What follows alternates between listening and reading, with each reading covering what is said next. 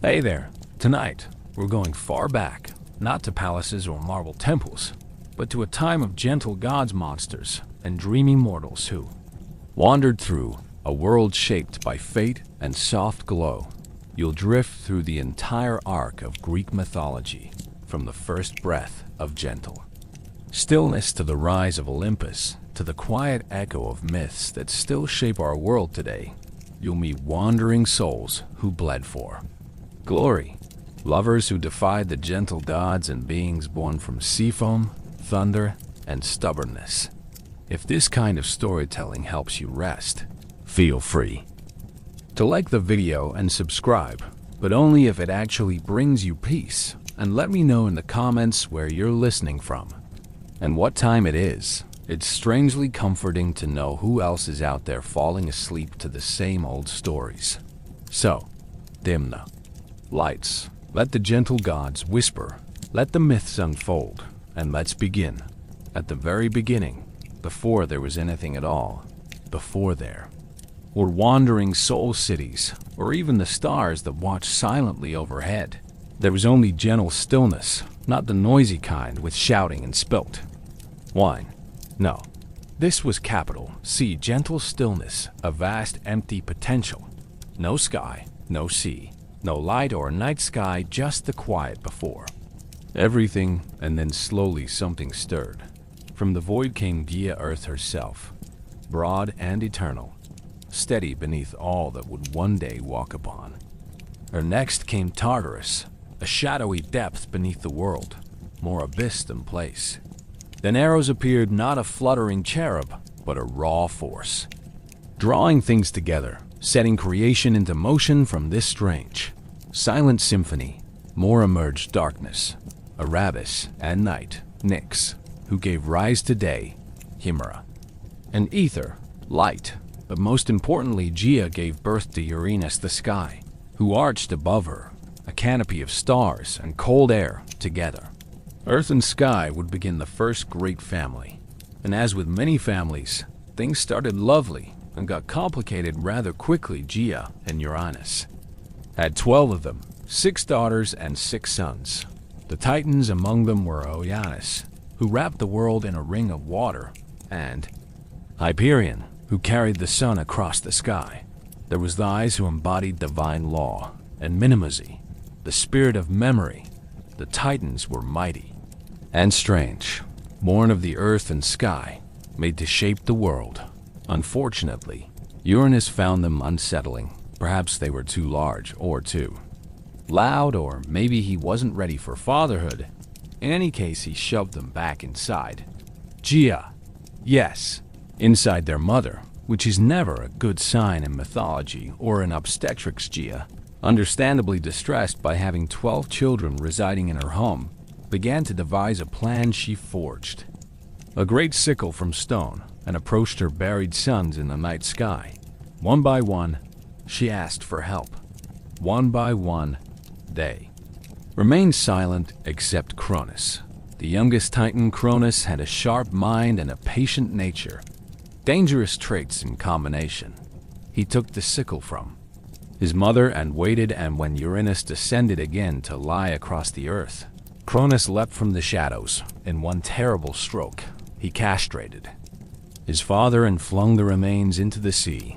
From the quiet struggle that fell to earth came strange creatures, the Uranius, the giants, and the Malayer. From the foam of the sea, where the flesh of Uranus drifted, arose something unexpected. Aphrodite, goddess of love and beauty, is fully grown and radiant.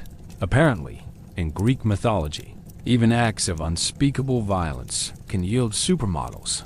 With Uranus gone, Cronus took his place as lord of the cosmos. He freed his siblings and ruled over what would be called the Golden Age, a time when humans, newly formed, lived without sorrow, and the gentle gods had not yet begun their meddling. But prophecy lingered. Uranus had used his last breath, or whatever equivalent the sky possesses, to curse Cronus. He warned that one day Cronus too would be overthrown by his own child, having personally demonstrated how this kind of thing works. Cronus decided he would avoid repeating history by doing something very traditional, eating his children. He married his sister, Rhea, again. Not unusual.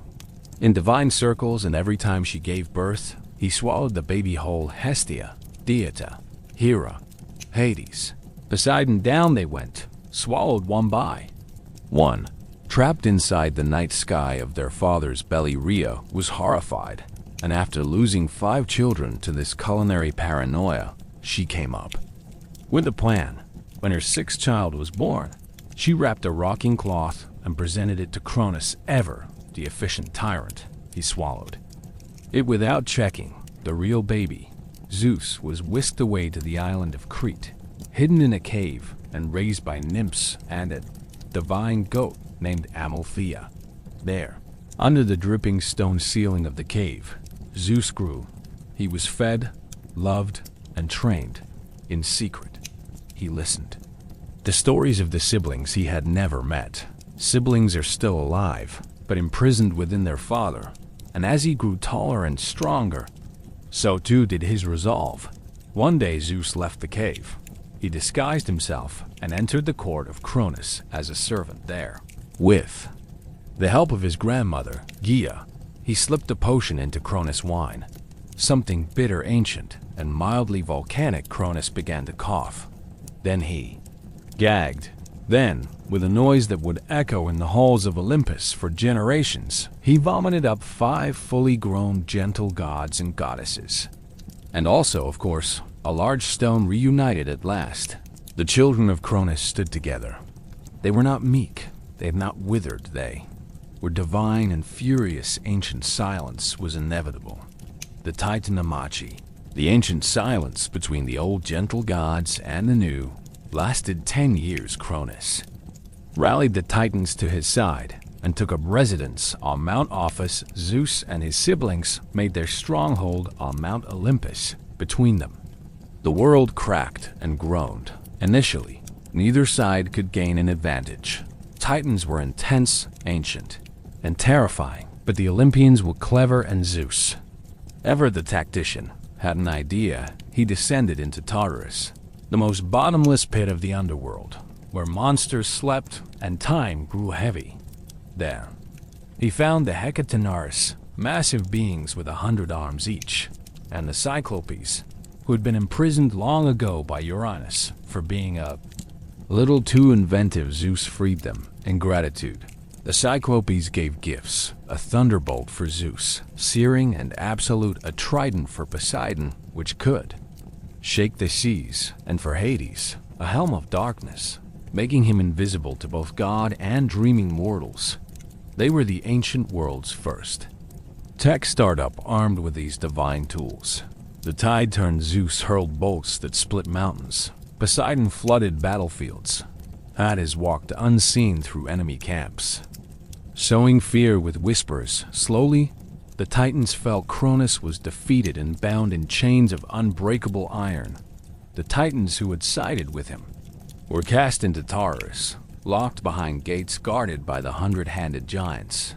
Only a few escaped punishment. Themis, goddess of law, who had remained neutral, and Prometheus, who had offered quiet aid to Zeus. Atlas, the general of the Titan forces, received a special sentence for his defiance. He was condemned to hold up the sky on his shoulders, not the earth as commonly misunderstood, but the endless heavens themselves, a job without days off or proper lumbar support.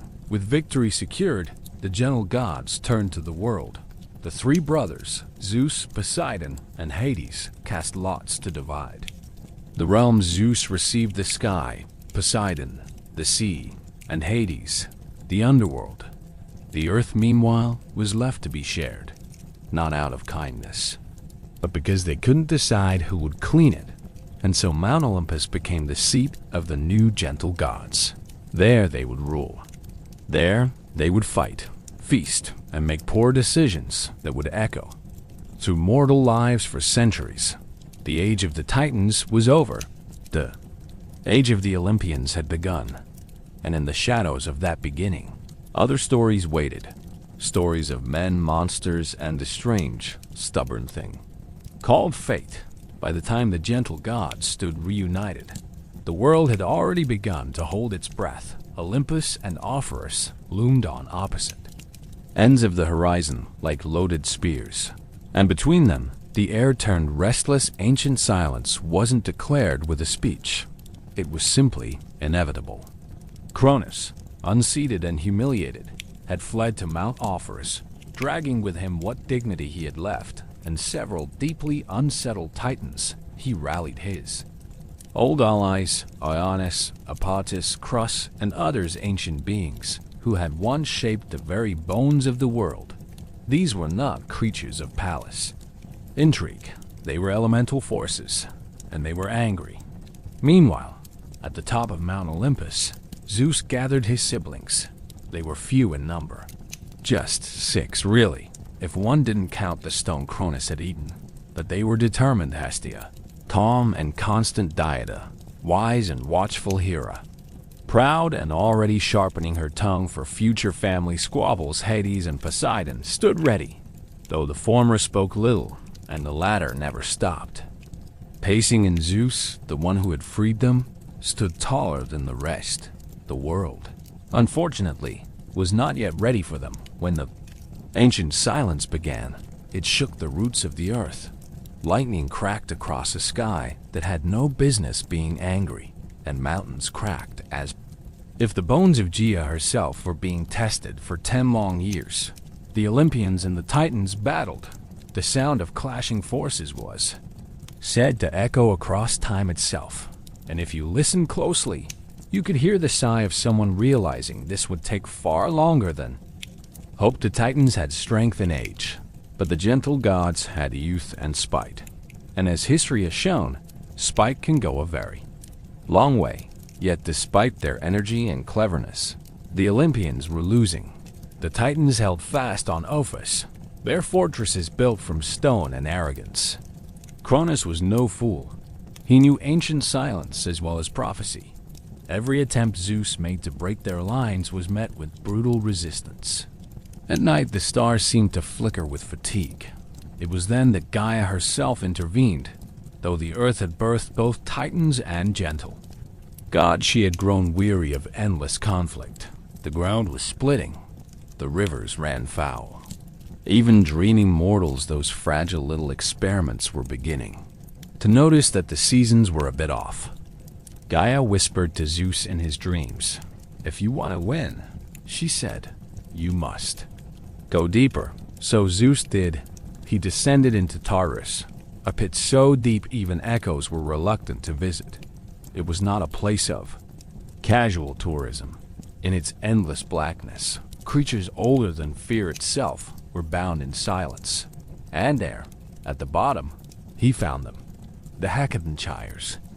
3 brothers, each with 50 heads and 100 arms, were bound in chains that screamed when touched. Uranus had imprisoned them long ago, disturbed by their chaotic nature and the fact that shaking hands required a great deal of coordination. Alongside them were the Cyclopes, the one-eyed smiths of legend, were unjustly locked away simply for being a little too handy with magma and steel. Zeus broke their bonds. The chains crumbled like wet parchment in his hands, and the freed giants rose. The very walls of Tartarus trembled as they stretched, arms unfurling, eyes blinking open for the first time in centuries. They did not speak. They nodded. The Cyclopes, grateful and slightly soot-stained, offered gifts to Zeus. They gave the thunderbolt not just a weapon, but a piece of the sky itself, bottled and waiting to be unleashed. To Poseidon, they gave a trident that could shake the sea down to its bones, and to Hades, they gave a helm of darkness, a crown of sorts woven from shadow that would let him move unseen even among the gentle gods. One could say it was their way of saying thank you, though the wrapping paper left much to be desired. With these gifts, the Olympians prepared for a final assault. The battle that followed was not so much a fight as a rewriting of reality. Zeus hurled thunder that carved rivers into mountainsides. Poseidon cracked open the earth and summoned walls of water to crash against the Titan. Fortresses, Hades, invisible beneath his helm, slipped behind enemy lines like a whisper. No door was safe. No thought was private. Even time seemed to pause and take notes. Cronus fought fiercely, sickle in hand, teeth bared in the stormlight. He had ruled the cosmos and tasted fear. He would not go quietly, but power once rested in the hands of the old rarely returns to them, and slowly, inevitably, the tide turned. Zeus struck him down, not with a flourish, not with a speech, just one blinding strike of a sky-forged fury, and the Titan King fell with Cronus. Defeated, the rest of the Titans began to break. Some tried to flee, scattering like crows before a soft glow. Others dropped their weapons and knelt, hoping surrender might soften the sentence. Most were cast into Tartarus, chained behind walls of black stone, watched eternally by the Hecatoneres. The punishment was neither swift nor particularly poetic, but it was effective. A few were spared. Prometheus, who had whispered guidance to Zeus when no one else dared. This was the one who had stood aside and measured justice, even as her kin roared for quiet struggle. These were allowed to walk free, if only because Zeus was pragmatic enough to keep sound minds close. Atlas, however, was singled out for his leadership, for his refusal to bend. He was given a special punishment to stand at the edge of the world and hold up the sky itself, not the earth, as many mistakenly believe, but the sky, an infinite ceiling with no end and no ceiling fan in sight. To this day, he holds it still.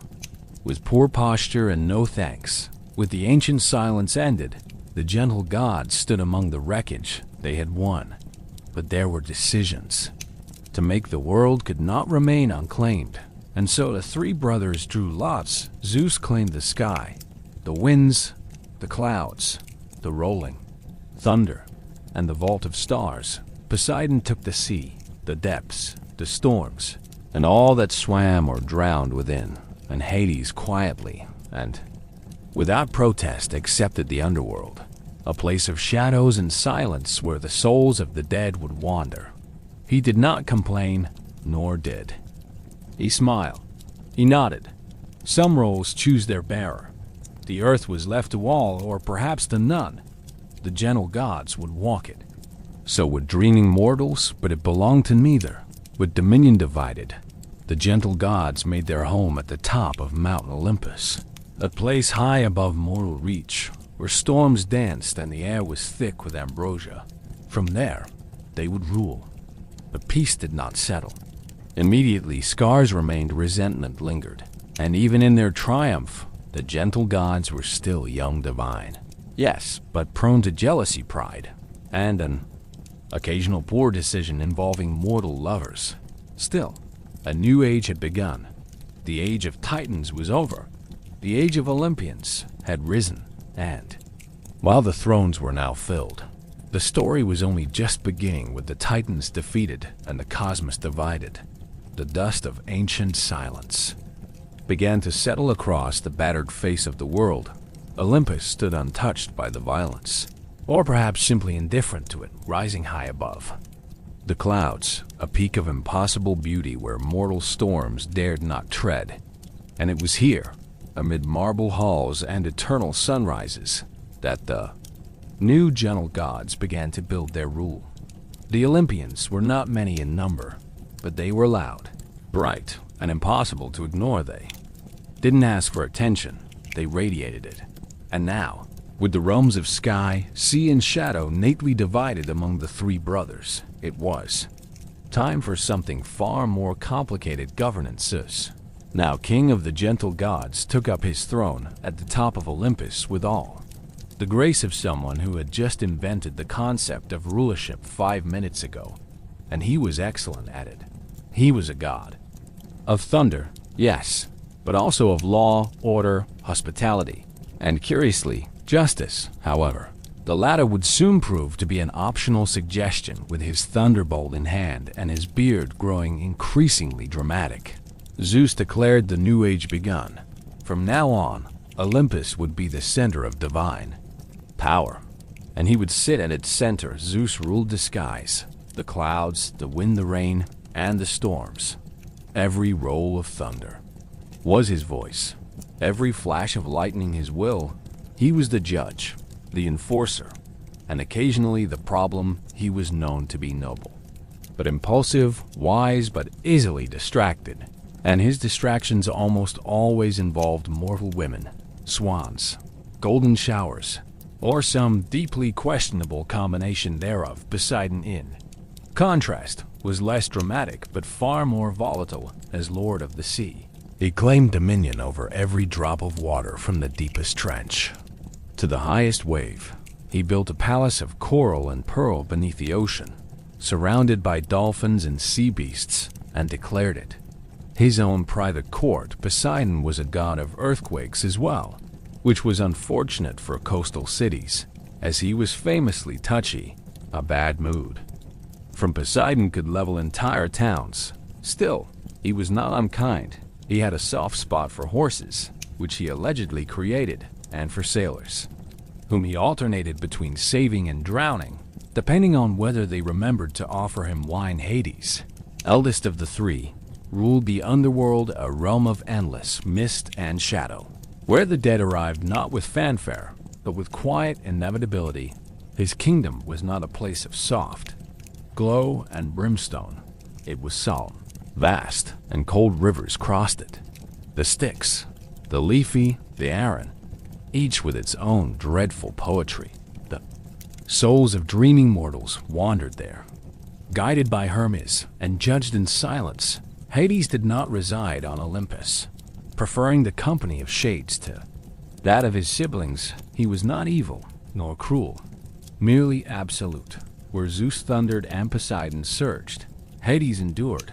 His kingdom did not end, and so neither did his watch. And then there were the others. Hea, queen of the gods, took her place beside Zeus reluctantly and with several raised eyebrows. She was the goddess of marriage and family, which some considered ironic given her husband's frequent adventures in shape-shifting seduction. Hera was proud and deeply committed to her role. She did not forget insults, and she rarely forgave betrayals. Her domain included the sanctity of marriage, childbirth, and the defense of women. But she is best remembered for her jealous vengeance, often taken not on Zeus, but on the poor dreaming mortals he failed to resist. One might argue that she confused marital fidelity with pest control. Diana, goddess of the harvest, tended to the earth. It was she who made crops grow and seasons turn. When she walked through the fields, grain sprouted behind her feet. She was calm, maternal, and warm, but not to be crossed. The world would learn this lesson the hard way in time. Hestia, the gentlest of the Olympians, ruled over half and home. She received the first portion of every sacrifice and kept a soft glow burning in every city. She avoided the intrigues of her more theatrical siblings. She remained steady, the one constant in a family of shifting tempers and sudden storms. And then came Athena, born fully grown and armored from Zeus's skull, a detail best left unexamined. Athena was the goddess of wisdom, ancient silence, and crafts.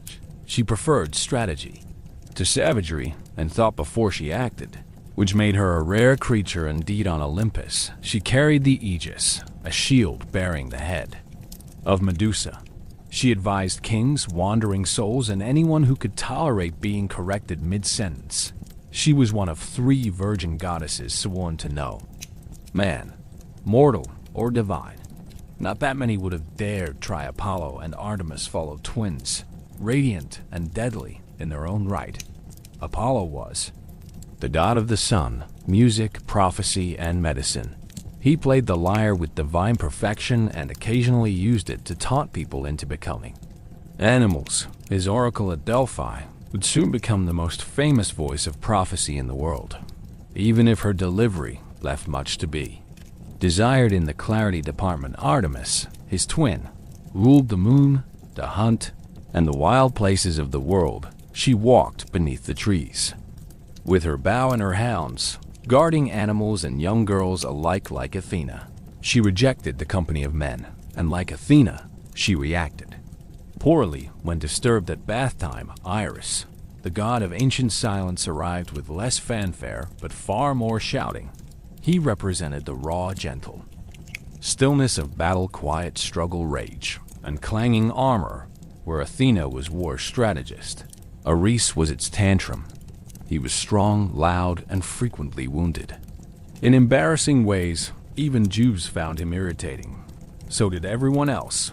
Then came Hystus, god of soft glow and the forge, born lame, and cast from Olympus by his own mother. Hephaestus learned to create beauty from pain. His hands forged the weapons of gentle gods and wandering souls. He built automatons of gold and crafted palaces of impossible engineering. Despite his brilliance, he was married off to Aphrodite, which led to precisely the sort of drama one expects when a quiet engineer marries the goddess of desire. Aphrodite, born from sea foam and divine scandal, ruled over love, beauty, and mischief. She could bend hearts like reeds and use that power liberally. She was captivating, vain, and occasionally vindictive. Her affairs were legend, as were the reactions of those she scorned. Cupid, or was her frequent companion, firing arrows of affection at dreaming mortals who usually didn't appreciate the timing. Then there was Hermes, the messenger god, the trickster, the traveler. Hermes wore winged sandals and carried a caduceus. He was the god of boundaries, thieves, merchants, and speech. He could move between worlds with ease and talk his way out of nearly anything. He was clever, fast, and entirely too pleased with himself. And lastly, Dionys, the god of wine, revelry, madness, and theater. He arrived late to Olympus, but with great enthusiasm. His festivals would soon sweep across Greece like wildfire. Equal parts joy and delirium, Dionysus was both freeing and dangerous, the thin line between celebration and frenzy. Together, these 12 and a few rotating extras became the Olympians. They were gentle gods, yes, but also a family, a dysfunctional, vengeful, hilarious, and intensely theatrical family. They shaped the weather, fate, love, and ancient silence. They raised empires and doomed wandering souls, and they quarreled constantly. The only thing more potent than their divine abilities was their collective inability to mind their own business. But they were not distant, unlike other gentle gods who sat silently in unreachable heavens. The Olympians walked the earth. They took sides in battles, guided ships, whispered to poets, and occasionally turned people into shrubs. They were worshipped in temples, honored with sacrifices, and cursed in private. Every city had its patron, every home its altar. And though they ruled from a mountain wrapped in cloud, they were in spirit very close. Olympus had risen. The gentle gods had found their seats, and across the earth, the stories had only just begun after the dust of the Titanomachy had settled and the last thunderbolt echoed off the mountaintops. Zeus and his siblings assumed their roles as rulers of the cosmos. The universe had been divided. Zeus took the heavens, Poseidon claimed the seas, and Hades was given dominion over the underworld, with the Titans banished to Tartarus and the Olympians seated on their thrones. A new age began. The sky crackled with divine energy. The sea stirred under Poseidon's command, and deep below, the spirits of the dead began their long march through the misty halls of Hades. The earth, however, was eerily quiet. There were mountains, yes, vast and majestic, rivers and forests teeming with life. Seasons turned in elegant cycles. Birds sang, and wild beasts prowled the land. But something essential was missing. There was no intelligence gazing up at the stars, no stories told by firelight, number fear or reverence directed toward the heavens. The gentle gods had their kingdom, but no audience. Prometheus, the titan whose name meant forethought, saw this void and felt it more acutely than any other. Where others had been content with power or vengeance, Prometheus had always been drawn to creation. He had fought alongside the Olympians during the ancient silence, not out of loyalty, but out of belief in the future they might build a future. He realized that was woefully incomplete without dreaming mortals to walk the earth. And so, he descended from Olympus and wandered through the valleys and across the plains until he reached a quiet riverbank. There, kneeling in the mud, he gathered a handful of clay and began to shape it, not out of arrogance or ambition, but with the careful precision of an artist and the quiet awe of a parent. He molded limbs, curved a spine, added fingers to grasp, feet to roam, and eyes that could marvel at the sky. He formed mouths not just to eat, but to question, to sing, to tell stories that would outlive them when the forms were ready. He brought them to life, a divine breath, not just air but spark and soul, thought and soft glow. These were not animals. They were not gentle gods. They were something entirely new. They were humans. At first they were clumsy. They stumbled through the forests, confused and curious. They lacked claws, fur, or fangs. They feared the night sky, the cold, the howl of wolves, but they learned quickly. They made tools of stone, mimicked the calls of birds, and formed crude shelters from branches and leaves. They were fragile, yes, but endlessly inventive. And to Prometheus, they were magnificent. Zeus, however, was less impressed from his golden throne on Olympus. He looked down at these new creatures and scowled. "They look like us," he said, voice thick with suspicion. "They were inspired by us," Prometheus replied evenly. "They're weak. Look at them. They don't even know how to survive a frost. They can learn. They shouldn't be learning. They should be worshipping," Zeus muttered. Prometheus said nothing. Zeus frowned. "Please, don't give them too much. Let them remain grateful." Prometheus nodded outwardly, but in his heart, he disagreed. He continued to watch his creation, and what he saw troubled him. The humans cowered in caves when night fell. Trembling in the cold, they ate their food raw, risking sickness. Their lives were short, their progress slow. What they needed, Prometheus knew that soft glow was, but soft glow was forbidden. It was divine, reserved for Olympus alone. It burned in Hestia's hearth, in Ista's forge. No mortal was allowed to touch it. Zeus had declared it so, and his word was law. But Prometheus stole it anyway. One night, while Olympus was shrouded in sleep and starlight, Prometheus crept to the half of Hestia. He plucked a single coal from the eternal flame and tucked it into a fennel stalk, an ordinary plant with a hollow stem, perfect for concealment. He slipped away, descending from the heavens with his precious smoldering gift. When he gave it to humanity, the world changed. With soft glow, they transformed the night. They warmed themselves, cooked food, and forged stronger tools. They began to gather around flames and tell stories, to pass on knowledge, to dream. Smoke rose from their halves like prayers. Soft glow became a symbol of everything that made them different from beasts, everything that hinted at the divine within them. Zeus was furious. "You gave them soft glow," he roared, lightning crackling at his fingertips. "They needed it," Prometheus said. "They will challenge us. They will forget to fear. They will flourish." Zeus saw no wisdom in those words, only defiance. As punishment, he ordered Prometheus to be seized and chained to the highest, most desolate peak of the Caucasus Mountains. There, the Titan was bound with unbreakable chains forged by Hystasys himself and left to the elements. But even that was not enough. Each day, an eagle, a monstrous divine bird, would descend and tear into Prometheus's side, devouring his liver. Each night the wound healed, and each morning the eagle returned. The cycle was endless, the pain eternal. And yet, Prometheus endured. He did not beg.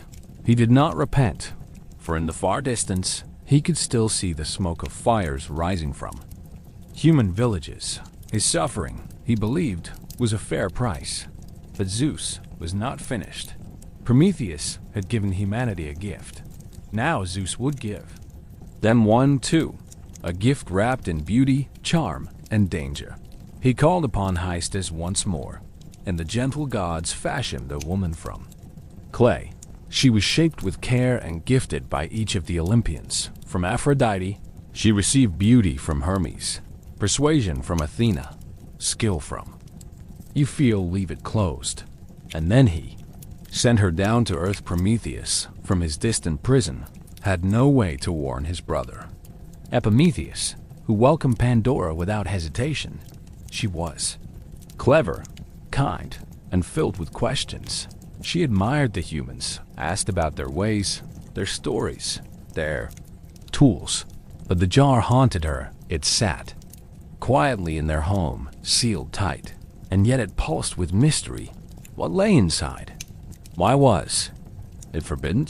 What would happen if one day her curiosity won? She opened it. From within the jar exploded a torrent of miseries, disease, envy, sorrow, madness, greed, ancient silence, all the suffering the world had never known before, now poured into it. Pandora cried out and tried to close it, but the damage was done. She fell to her knees, trembling, but from the depths of the jar, she heard something else, something soft and steady. Hope, the last thing in the jar, the only thing that had not escaped. She closed the lid gently, keeping hope inside, and though the world was now filled with pain, with loss, and with fear, it also had hope. Humanity, for all its grief, did not fall. They thought, they mourned, they loved, and they tried. Again, chained to the wind-blasted crags, Prometheus would sometimes close his eyes and remember the day. He gave himself glow, not the theft, not the flight from Olympus, but the moment he watched their faces light up. He remembered how one child reached out to touch the flame and quickly pulled back, laughing, eyes wide with awe. He remembered the older woman who used it to cook food for the first time, the astonishment on her face when she realized the tubers didn't taste like soil anymore. That was the moment he knew he had done the right thing. Meanwhile, humans evolved quickly. Soft glow allowed them to settle, to cook, to forge tools from bronze and iron. They began to sing, not just out of fear or grief, but joy. They created rituals around soft glow, danced beside it, married before it, whispered secrets into its embers. Their societies grew, crude, but determined, with soft glow at the heart of every village in Pandora. She was not wicked. She had not opened the jar out of malice. She had wept, not just for the pain she had released, but for the betrayal she felt from the gods who had made her a weapon, from the silence of the heavens when she cried out. But hope had spoken to her, too, not in words, but in warmth, in stillness. It reminded her that even if she had been used, she was not beyond forgiveness. Zeus, in time, came to realize the humans would not be wiped away. They were tenacious. They prayed. They cursed. But they kept building, and their fires never went out. By the time Zeus had secured his place on the throne of Olympus, one might have hoped he'd settle into the routine of celestial leadership, passing judgment, throwing the occasional thunderbolt, maybe hosting a divine banquet or two. Instead, Olympus quickly became less a seat of power and more a swirling court of rumors. Jealousies and very loud arguments at the center of it all stood Zeus, king of the gods and serial destroyer of trust. For all his power and wisdom, Zeus had one consistent weakness: mortal women, nymphs, and goddesses, and occasionally things that only looked vaguely like women. His tastes were eclectic, his disguises inventive, and his timing, by all divine accounts, terrible. But the one being who could never quite overlook these indiscretions was his wife, Hera, queen of the gods, goddess of marriage, and patron of eternal grudges. Their marriage was, in the politest terms, an ongoing diplomatic crisis. To understand Hera's fury, one must understand the scale of Zeus's extracurricular activity. He did not simply flirt. He transformed himself into golden rain bulls, swans, and clouds, all to pursue love or lust, depending on your interpretation. Each affair left behind not only a trail of divine gossip, but a legacy of demigods, heroes, and mortal tragedy. Take Io, for instance. A priestess of Hera herself, Zeus approached her in secret, whispering sweet nothings, with the confidence of a god who thought himself untouchable. But Hera's suspicions were never far behind. As Zeus saw his wife approaching, he panicked and turned Io into a beautiful white cow. A satisfactory solution had Hera not immediately demanded the animal as a gift cornered. Zeus obliged Io, now thoroughly born, was handed over to Hea, who promptly assigned Argus, Panoptus, the Hundredy Guardian, to keep watch to free Io. Zeus enlisted Hermes, who lulled Argus to sleep with music before killing him and releasing the poor girl. Hea naturally retaliated by sending a gadfly to torment Io endlessly, stinging her into a frantic journey across the known world. Io's footsteps carved place names in the maps, the Ionian Sea, the Bosporus, and though she would eventually reach Egypt and be restored to her human form. Her tale was never quite forgotten, nor was Hya's wrath another of Zeus's better-known pursuits. Was Leto, a gentle titaness who bore a quiet dignity and very little interest in becoming the center of a divine scandal. But when she became pregnant with Zeus's children, twins no less, flew into a fury. She decreed that no land under the sun should give Leto sanctuary. The desperate mother wandered from island to island, turned away by cities and shores alike. Finally, she arrived at the floating island of Delos, a place not tethered to the earth, and thus exempt from her curse.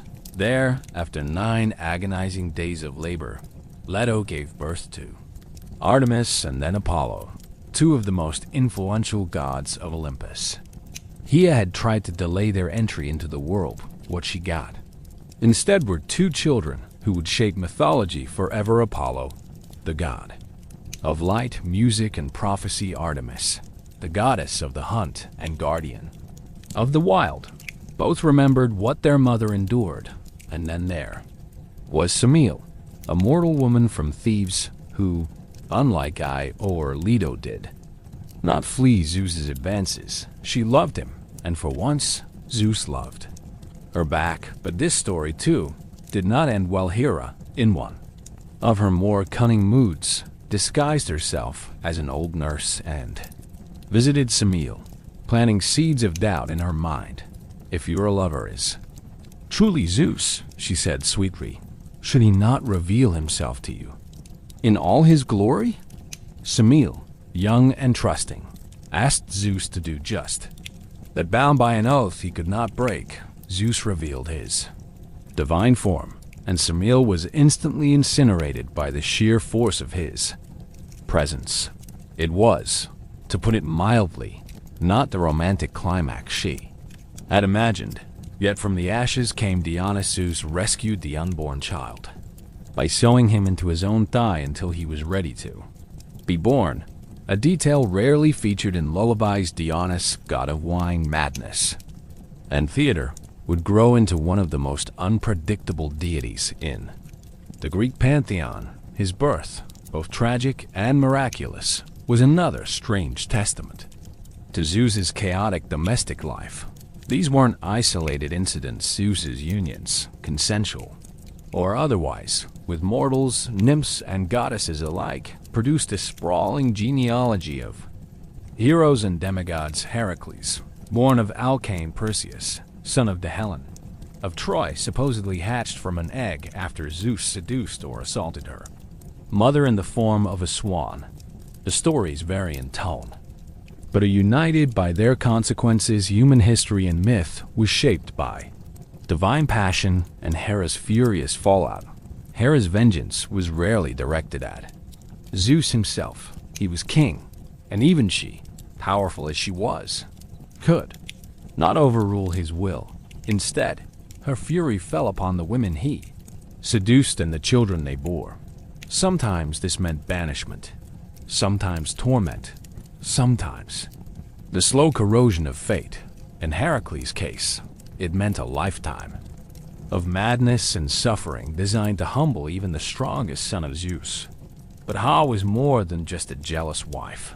She was queen of Olympus, the protector of marriage, and a goddess who demanded respect. Her punishments, though harsh, were consistent. She embodied order in a pantheon of gentle stillness, permanence in a world shaped by whim. And yet, for all their conflict, Zeus and Hera stayed together, perhaps out of divine obligation, perhaps out of stubbornness, or perhaps because the heavens themselves needed a king and queen to mirror the mortal structures below. Their marriage, filled with betrayal and bickering, reflected not perfection, but permanence, a truth familiar to many who stayed in relationships well past the dramatic bits. Strangely, these affairs, these tangled, scandalous unions served a cosmic purpose. The world of men was populated, not by the children of dirt alone, but by those who bore divine quiet struggle. These offspring became the bridge between gods and mortals. They fought wars, founded cities, slew monsters, and often lived just long enough to inspire a tragic song, and the gods watched them, proud and exasperated in equal measure. Zeus, for all his wandering desires, never stopped asserting control from Olympus. Hera, for all her grievances, never relinquished her crown. Their disputes became divine theater, shaping weather, politics, and fate. One thunderbolt from Zeus might signal a divine tantrum. One withering glance from Hera could doom a kingdom, and mortals, those unlucky enough to fall into their drama, rarely escaped unscathed.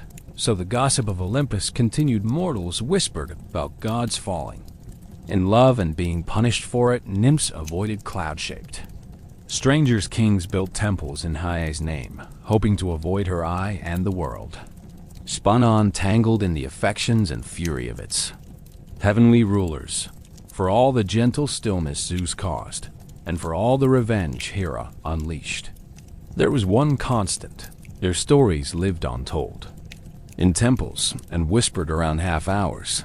They became the myths that explain not just thunder and childbirth, but betrayal, jealousy, and the strange persistence of love. And somewhere high on Olympus, or hidden in the clouds, Zeus likely smiled at another mortal girl, and she sharpened her stare. And for mortals, these stories weren't simply entertainment.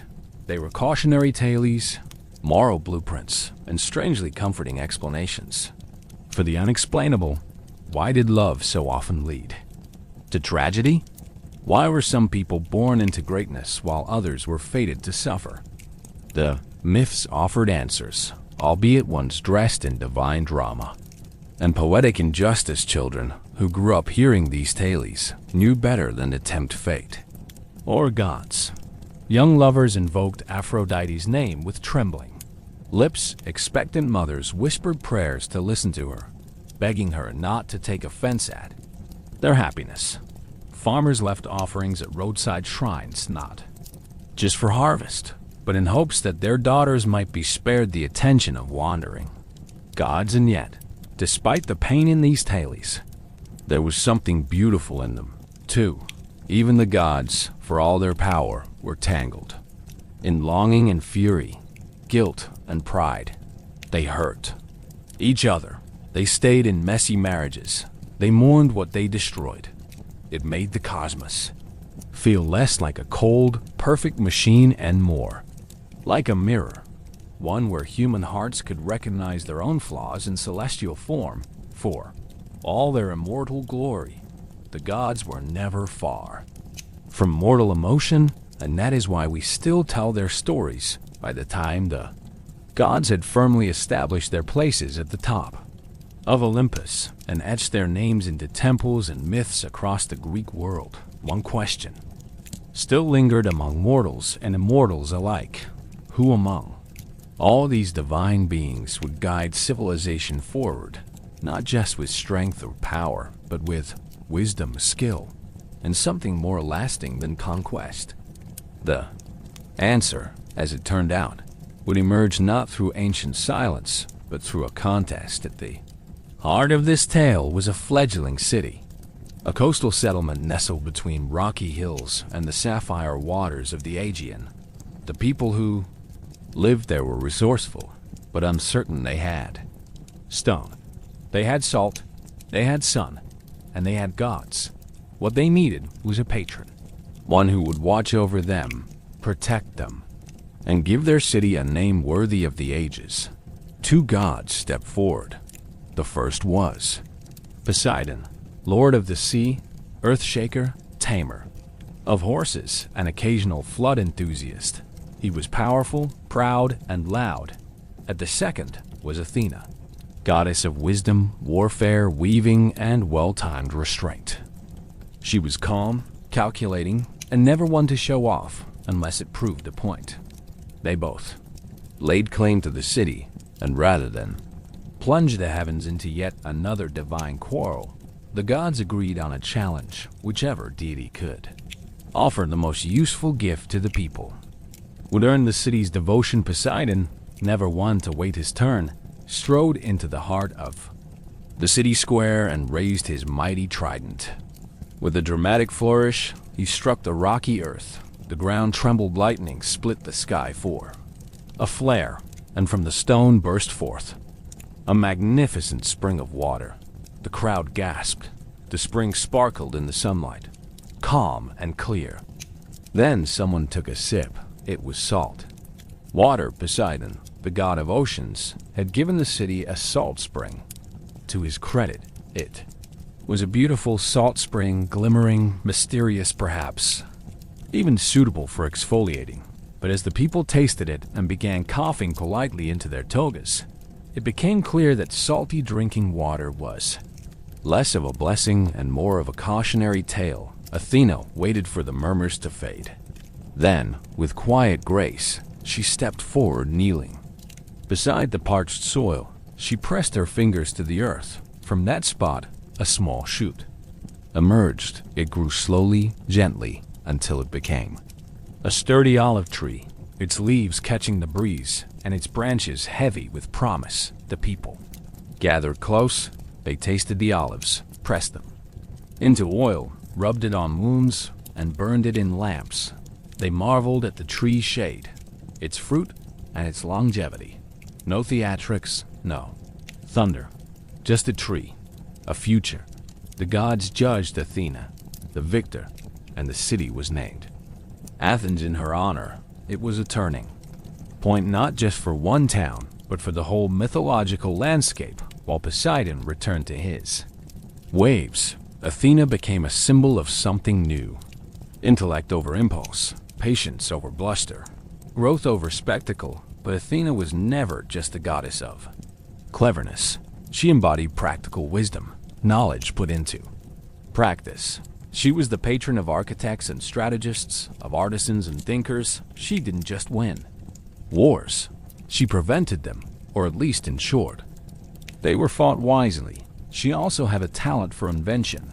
The bridle, the ship, the chariot. All innovations guided by her unseen hand music. Mathematics, philosophy, her gifts shaped them all. While Ares roared across battlefields, Athena quietly built a city that could outlast the ancient silence. Still, for all her restraint, Athena was not immune to pride. This brings us to the story of Arachne. In a small town far from Olympus, a young woman sat at a loom. Her name was Arachne, and her weaving was extraordinary. Her tapestries shimmered with life scenes of forests and feasts, gods and monsters, threaded with color so fine it seemed divine. People traveled for miles to see her work, and Arachne welcomed them with quiet confidence, until one day she began to boast. "They say Athena taught me," she said to a wide-eyed crowd, "but I taught myself, and I weave better than any god. Now, if history has taught us anything, It's that comparing oneself to a god is rarely the start of a restful afternoon. Athena heard the claim, and while she could have reduced the girl's house to rubble or turned her loom into ash, she chose instead to appear in disguise. An older woman stooped with time. "You should be careful," she warned gently. "The gods do not take kindly to such pride." Arachne shrugged. Let her come. I'd challenge Athena herself if she dared." Athena dropped the disguise. The loom fell silent. "I accept," the goddess said. The two began to weave. Athena's tapestry showed the gods in all their glory, regal and wise, mighty and fair it was, a masterwork of divine dignity, every thread singing with celestial pride. Arachne, for her part, wants something different. Her tapestry told the truth. It showed the gods' mistakes, their petty rivalries, their jealousies and cruelties. It depicted Zeus's many disguises, Heroes' rages, and Apollo's curses. The images were vivid, honest, and flawless. When they finished, Athena examined both works. She could find no fault in Arachne's weaving. No misstitch, no clumsy pattern. It was perfect, and it wasn't very kind. Not because it was false, but because it was true. Athena's anger flared, not with jealousy, but with disappointment. The girl had talent, yes, but no reverence, no humility. So Athena did what gods often do when their pride is pricked. She punished her.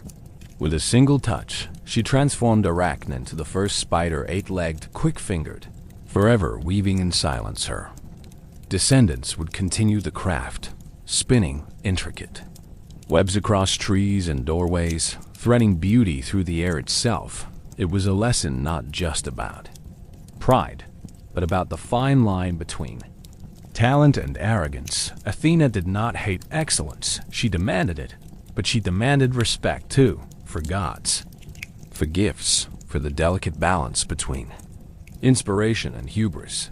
And in that, she was no different from the city she protected. Athens under her watch became the cradle of learning and art, of philosophy and democracy. Its streets were lined with sculpture and debate, with marble colonnades and whispered poetry. The olive tree still stood in the Acropolis, a quiet reminder of the day wisdom vested force. Yet Athena was never a goddess of comfort. She inspired, yes, but she also challenged. She pushed mortals to think harder, build better, and question deeper. Her favor came not to the strongest, but to the clever, the disciplined, the bold. She watched the world not with warmth, but with clarity, and from her place above the city that bore her name, she waited for those who dared to think. Athena's influence didn't stop at invention or battle strategy. Her very presence on Olympus helped shift the nature of divinity itself. She represented a new kind of power, one that didn't thunder or storm, but reasoned, observed, and guided. And the mortals who honored her began to notice this shift.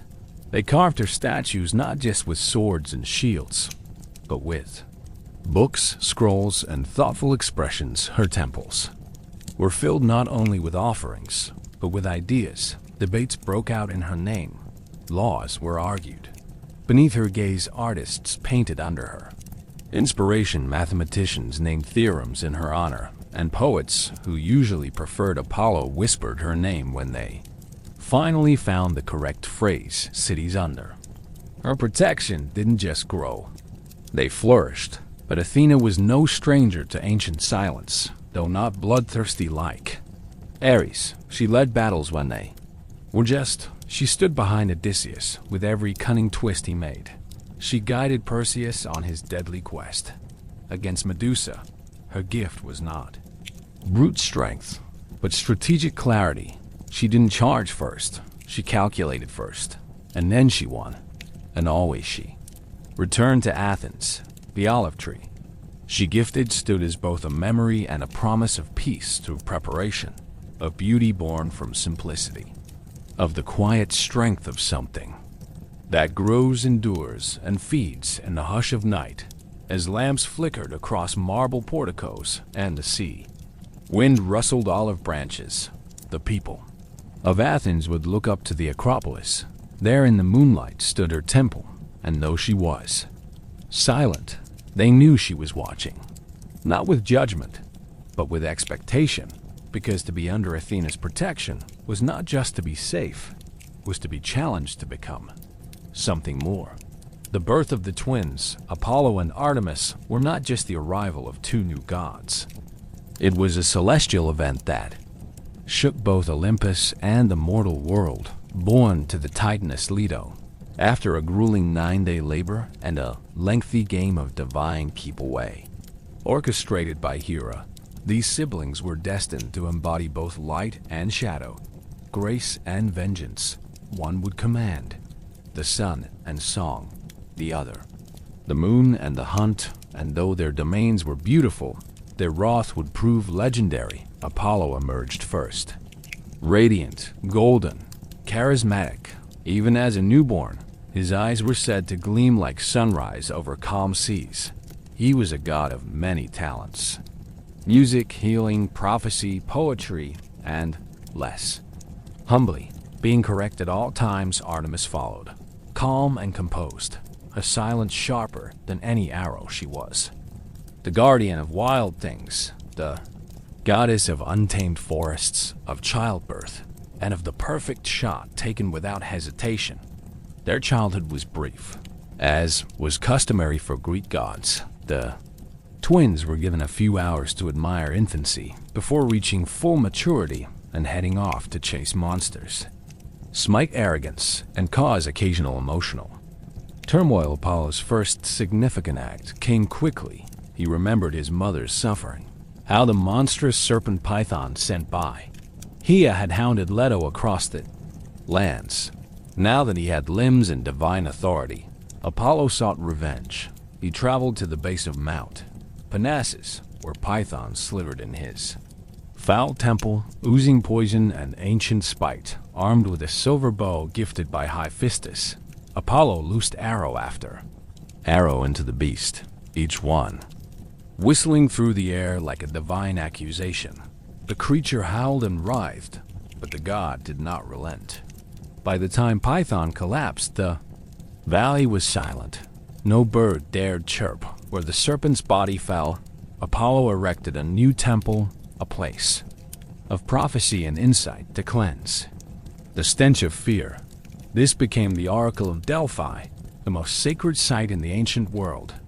There, a priestess, known as the Paideia, would inhale vapors from a crack in the earth, enter a trance, and speak Apollo's truths in riddles mortals came from every corner of Greece, desperate for answers, and many left even more confused. But in awe nonetheless. Apollo was radiant, yes, but he was not gentle. Apollo's light could warm the soul or burn it, and his affections, once ignited, were notoriously difficult to extinguish. One day, while striding through the forest with his bow slung over one shoulder and a smug grin under a crown of laurels, Apollo encountered Eros, the god of love, more commonly known as Cupid. To the Romans, Eros was small, winged, and usually overlooked, which made him dangerously easy to underestimate. Apollo, flushed with his recent victory over Python, and no longer interested in humility,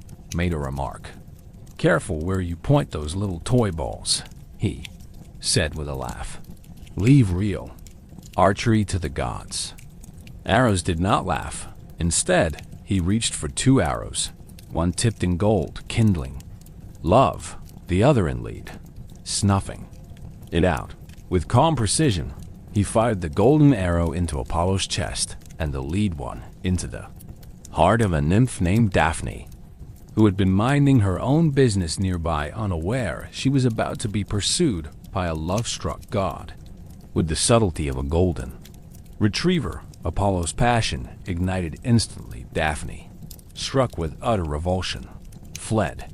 What followed was a desperate and poetic chase. Through meadows and over rivers, Apollo called out declarations of love and sonnets mid-sprint. At the same time, Daphne barely looked over her shoulder. She begged the river god her father.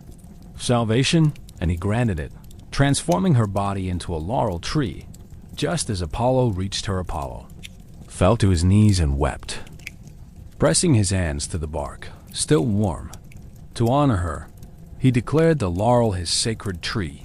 From that moment on, every poet, every victor, every crowned hero would wear a wreath of Daphne's leaves, a symbol of glory and a quiet reminder that some things do not want to be caught. Artemis, for her part, was less easily tricked, fiercely independent and eternally chaste. She roamed forests with her band of maiden huntresses, bow in hand, hair unbound, and a deep mistrust of anyone with a beard. Her wrath, though rare, was decisive. Take the story of Acton. One quiet afternoon, the young hunter stumbled upon Artemis as she bathed in a secluded glade. His eyes widened. His footsteps froze. He did not speak, did not move, but it was too late. He had seen her, and she had seen him with a single glare. Artemis transformed Acton into a stag. Confused and frightened, he fled, only to be pursued and torn apart by his own hunting dogs, who failed to recognize their master. Artemis did not gloat. She did not grin. She returned to the water untouched and unrepentant. She was not cruel, but she was divine. And that meant she expected respect without warning. Their duality, Apollo and Artemis, shaped the Greek fort in subtle ways. He ruled the sun, she the moon. He gave prophecy, she protected birth. He punished through heat, she through silence. Together, they were not opposites, but complements. Light and coolness, music and motion, fury and form. Apollo's followers built grand temples. Artemis' devotees left offerings in forest groves. Both, though loved, were feared because both demanded purity, one of intent, the other of self. Both were reminders that beauty, when paired with divinity, could be devastating. Apollo's complexity only deepened. Over time, he could heal with one hand and curse with the other. When his sacred honor was violated, or his pride bruised, he did not always choose forgiveness. He once played Asada a lie for daring to challenge him to a music contest. Marius had played the flute with passion, but Apollo played the lyre with perfection. The muses declared Apollo the winner. Marius, bound to a tree, declared it unfair. Apollo replied with silence, followed by skinning. Then there was Niobe, queen of Thebes, who boasted of her many children.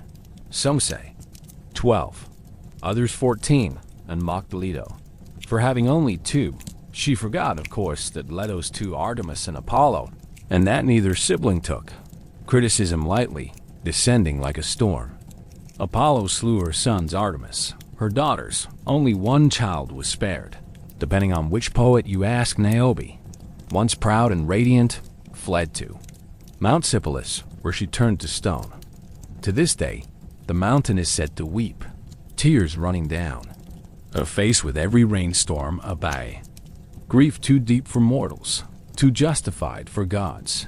And yet Apollo was not without mercy. He healed as much as he harmed. He protected the young, inspired musicians, and whispered to prophets. He had mortal lovers, male and female, whose ends were rarely happy, but whose memories lived in songs and statues. He was, in essence, a god of contradiction. Artemis, too, bore contradictions. She aided women in childbirth, but demanded their silence in her forests. She blessed the hunt, but protected animals from senseless cruelty. She loathed men's advances, yet often watched over them from the trees and was the most and was. Stern guardian, yes, but also a quiet comfort to those who walked alone at night. Mortals feared them, not because they were cruel, but because they were too vast to understand. You might earn Apollo's favor with a melody or his wrath with a wrong note. You might cross Artemis' path and be blessed with safe travels, or end up as a cautionary myth told around campfires. And yet, for all their power, there was a strange and tender bond between the twins. In a pantheon where siblings often plotted and poisoned, Apollo and Artemis remained close when one grieved. The other grew silent. When one triumphed, the other smiled. They were two halves of a divine whole, sun and moon, prophecy and instinct, fury and grace together. They reminded mortals of this beauty does not equal safety and power, no matter how radiant. Always comes with a shadow. The Age of Gods was never tranquil, but for a time, it seemed as though the world had found its rhythm. The Olympians ruled from above. The seasons turned mortals, offered their sacrifices with trembling fingers and hopeful eyes. And yet, for all this balance, there was something brewing, a slow, sullen rot beneath the rituals and hymns humanity, it turned out, was beginning to misbehave. They had once been golden, literally the first humans, crafted by the gods, lived in harmony. They spoke in song, shared their harvests, and never locked their doors. There were no wars, no greed, no taxes. But the Golden Age, like most good things in myth, did not last. What followed was the Silver Age, a time of decline. The new men were longer of limb but shorter of temper. They ignored the gods, bickered over sheep, and built walls around their homes. The Silver Age saw the rise of pride without purpose, of labor without love. They lived longer, but not better. Then came the Bronze Age, and if silver had been a disappointment, bronze was a full-blown crisis. Men forged weapons, not plows, not lyres, not tools, but blades. They carved armor from metal and turned their eyes to conquest. Villages became fortresses. Brothers quarreled over borders. Worship faded, altars crumbled, and the prayers that once rose like